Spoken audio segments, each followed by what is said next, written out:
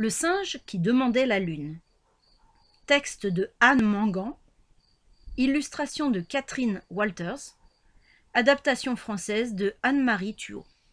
Sapajou vivait dans la jungle avec sa famille et tous les autres animaux. Il s'en donnait à cœur joie dans les arbres. Quand Sapajou était plus petit, maman singe le tenait par la queue pour qu'il ne s'éloigne pas trop. Sapajou n'appréciait pas du tout. Il voulait aller dans la jungle et promener son petit bout de museau partout.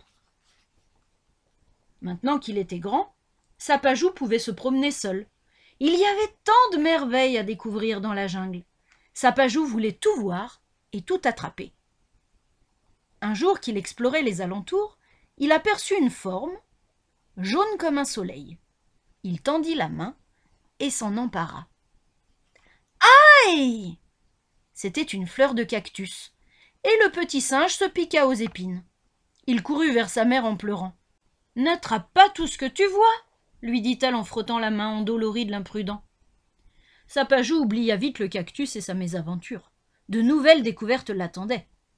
Dans les hautes herbes, il repéra quelque chose qui lui parut encore plus beau que le cactus. Il tendit la main pour l'attraper et... Un jaguar aux yeux dorés bondit, l'air féroce. Sapajou se sauva loin, très loin, et s'arrêta net lorsqu'il vit de drôles de motifs cachés dans l'herbe. Il les toucha. C'était chaud et lisse. « Quel beau jouet !» pensa-t-il. Il essaya de l'attraper, mais... C'était un serpent. Il se déroula prestement, la tête dressée, prêt à attaquer. Sapajou se sauva très vite et s'arrêta à l'ombre d'un arbre. Là-haut, il vit une noix de coco 2 fois plus grosse que lui. « Il me la faut !» se dit-il. D'un bond, il grimpa au sommet du cocotier.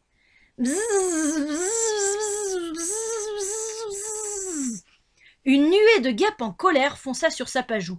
La noix de coco était en réalité un nid.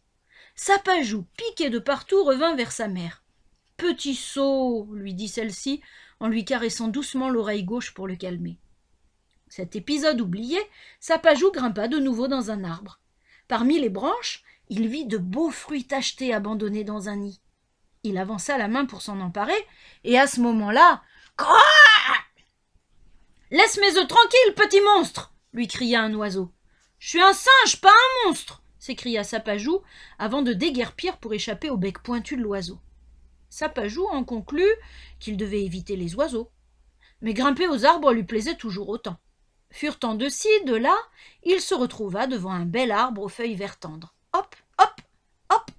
Quelle était cette chose rouge vive tout là-haut? Il la voulait. Il la prit entre ses doigts, tira et... Crie! C'était la queue d'un perroquet. « Ça te plairait, toi, que je te tire la queue ?» lui lança le perroquet méchamment. « Non !» répondit Sapajou, et il l'étala avant de subir le même sort. Près du lac, son regard fut attiré par une jolie fleur bleue, sans la moindre épine. Sapajou l'accueillit et s'assit au soleil en la tenant délicatement. C'était sa fleur. Il la rapporta chez lui, mais en chemin elle se fana. Il baissa tristement la tête. « Si tu l'avais laissée à sa place, elle serait encore belle, » lui dit sa mère. Vexé et triste, Sapajou retourna au lac. Il vit d'autres petits singes qui jouaient avec un beau caillou. Il le lui fallait aussi. Il se précipita, s'en empara et se sauva, pourchassé par les singes. Avant qu'ils ne le rattrapent, il lança le caillou dans le lac. Maintenant, plus personne ne pouvait jouer avec le caillou. Fâché et triste, Sapajou rentra chez lui. Cette nuit-là, maman singe l'emmena se promener au clair de lune. Ils grimpèrent sur l'arbre le plus haut de toute la jungle. Sapajou admira le ciel constellé d'étoiles. Et là, juste devant lui, la lune brillait dans la nuit. Elle était grosse et ronde. Sapajou la voulait absolument. Laissant sa mère, il tendit la main pour l'attraper et... Badaboum! Il bascula dans le vide. Heureusement, un oiseau le rattrapa au vol et le ramena auprès de sa mère. « Je voulais prendre ce beau rond brillant, » sanglota Sapajou. « Tu ne peux pas attraper la lune, » lui dit sa mère. « Certaines choses sont à toi, d'autres non.